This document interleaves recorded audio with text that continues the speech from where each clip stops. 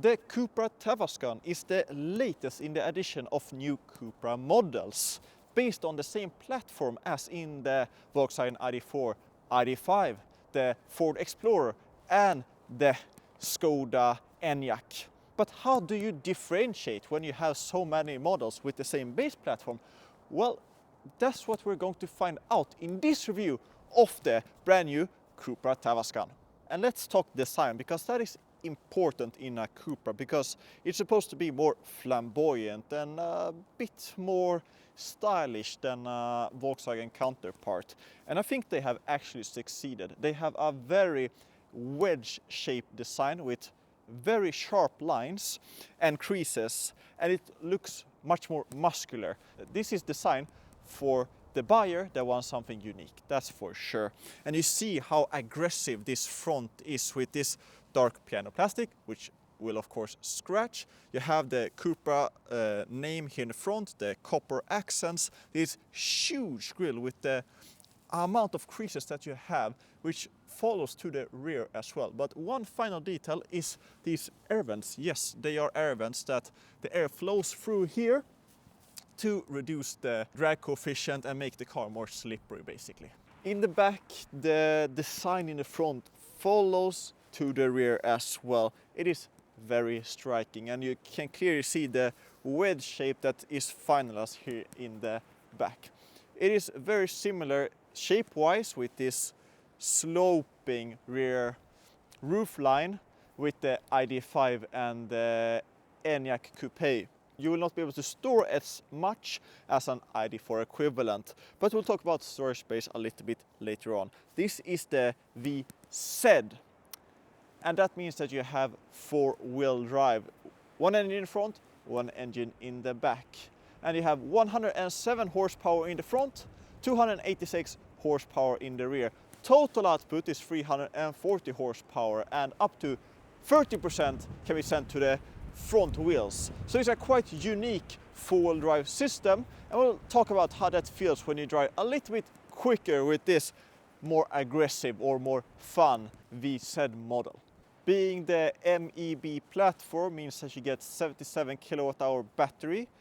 Fast charging is up to 135 kilowatt, 11 kilowatt standard charging. Nothing groundbreaking, nothing that will make you want to buy this because that it has better charging capabilities than any other, but it makes it decent. You can charge this from 10 to 80% in about 30 minutes. Speaking of the battery, the range in this VZ, the top of the line with four-wheel drive, you will get just about 550 kilometers.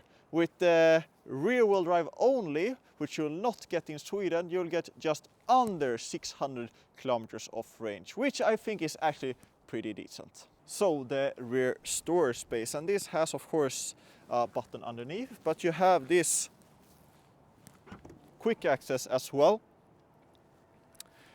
And here you have a very standard rear luggage space. Nothing special, but it works. And you have a fairly flat lip here. There's a little bit of, it is existing here, but it is flat enough. You do have a little bit extra storage space underneath here. And you can even remove this completely. And underneath you have a tire reparation kit and some towing hooks. This storage space has 540 liters, which I think is pretty decent, and you have even a ski rack to put in your skis if you need to do that.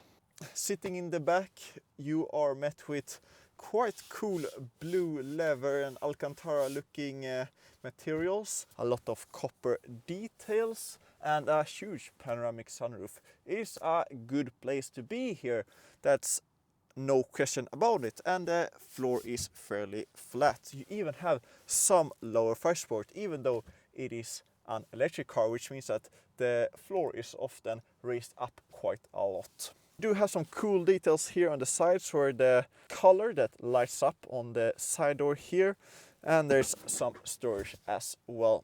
All in all, a decent place to be in, and an okay amount of knee space and foot space. I talked about the Terramar interior looking like the face of a predator. This looks even closer to that. This geometric organic shape with the copper accents and the different materials and shapes and design. I mean, it is unlike any other interior that I've been in previously. In a good way or a bad way, I am not that sure. I think that will be something that you as a buyer will have to decide. I have pretty mixed feelings about this interior, but you do have the newest infotainment system, which means that it is quick, it is responsive. I'll talk about that very soon. Unfortunately, you have touch on the steering wheel. If there's something that Cupra, Volkswagen, Skoda, everyone should have learned, it is that this is not the best to have. This is the home menu. Everything is very quick at responding, and if we want to set a destination, it does that fairly quick.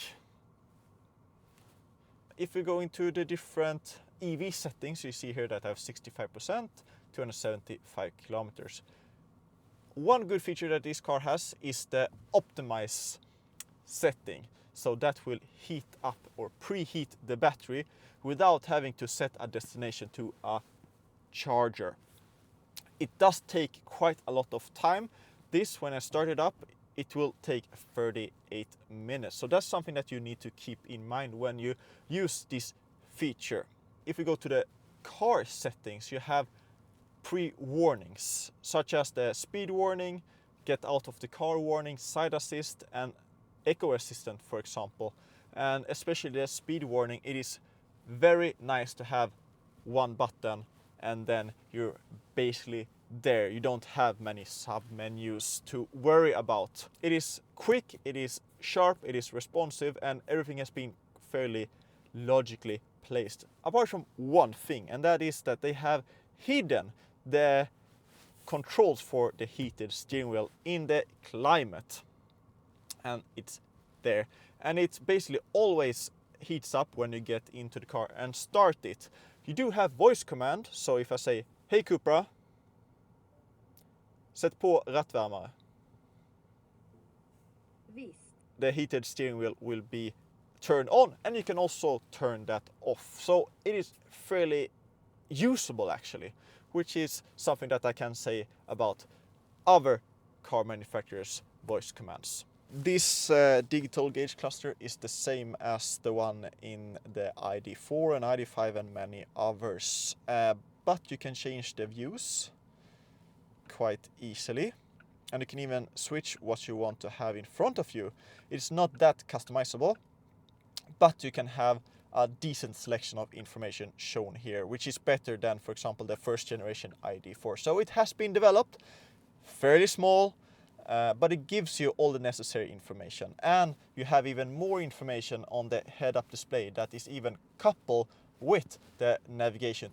Alright then, let's drive this new Cupra Tavascan, and the first thing that hits you is how normal it is to drive. The throttle response, the steering, the suspension, the quietness inside, the seats as well, and the safety features, the active cruise control, the lane assist, and so on and so forth. They are very well calibrated, and they should be, because of this car's cousins, sisters, and brothers. The Volkswagen ID4, the ID5, the Skoda Enyaq, and even the Ford Explorer. So you do have some similarities in how this car feels. But Cupra has tried to put their own twist on everything. How the throttle response is, the suspension, the brakes, and so on and so forth. So we'll talk about that, especially when you drive a little bit quicker, but if you don't drive the cars back to back, I think they would be very difficult to notice any difference. So if you want to buy a Cupra Tavascan because it is incredible in the suspension department, I would not buy it only because of that. There are some buttons specifically for the different driving modes. There's the right button here to go directly into Cupra mode.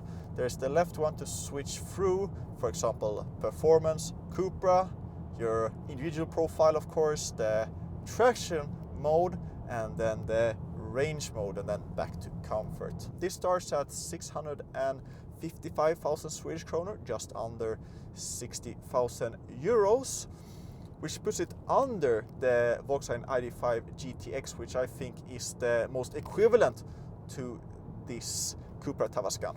But what I absolutely love about this car is how well this car is in comfort. The long range, or the long legs that this car has. And what I mean by long legs is not the range that it has, it's a decent range, but the steering, the suspension, how you feel that this car can eat up miles and you will arrive as refreshed as you were when you left your destination.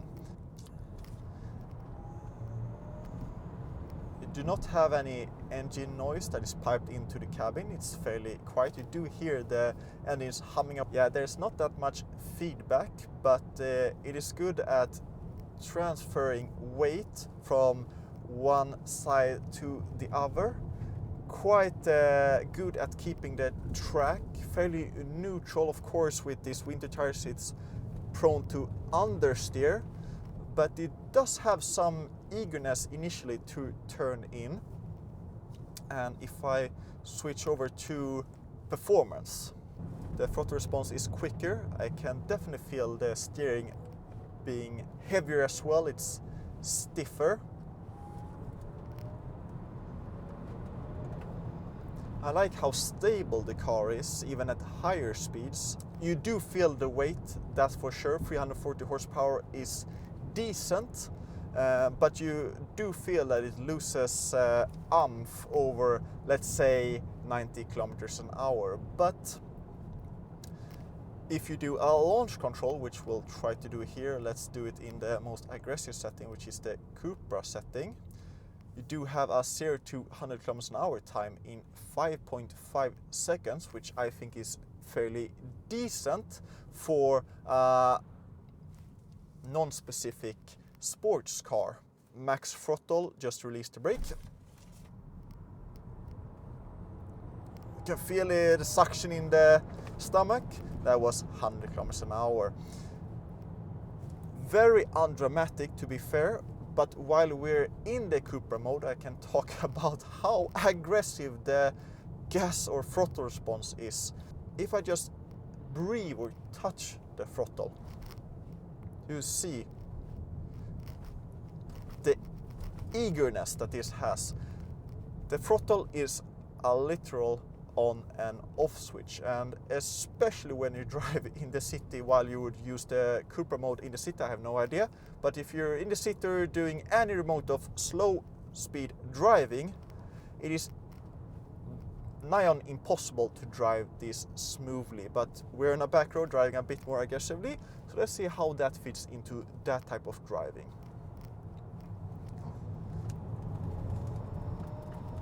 Do feel that traction control is doing everything to not make the wheels slip in any way or form.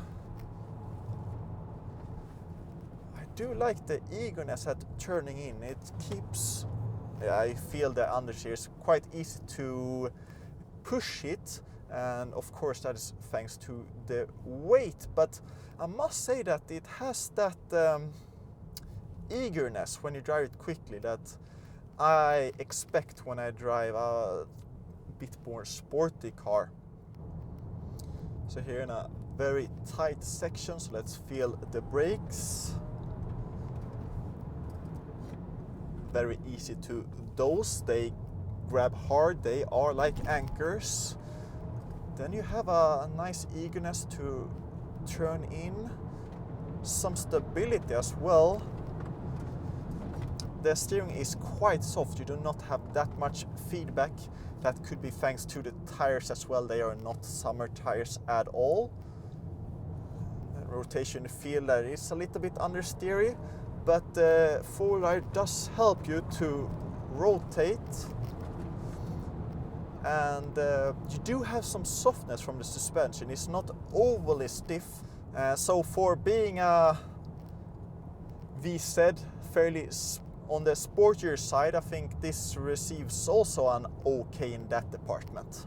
So what are my conclusions for the new Cupra Tavascan? Well, I think you have to look at the price. This costs in Sweden 655,000 Swedish kronor, which is just around or just under 60,000 euros. The only model that comes to Sweden is this VZ twin engine 340 horsepower equivalent, which makes it very similar to the ID.5 GTX. But the Cupra Tavascan is cheaper than the ID.5 GTX.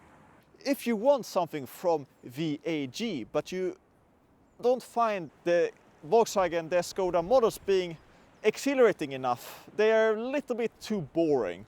Well, the new Cupra Tavascan offers something different. This demeanor is much cooler or uniquer or more special or more aggressive than the Volkswagen and Skoda equivalents. And that is why I think you should consider this Cupra Tavascan.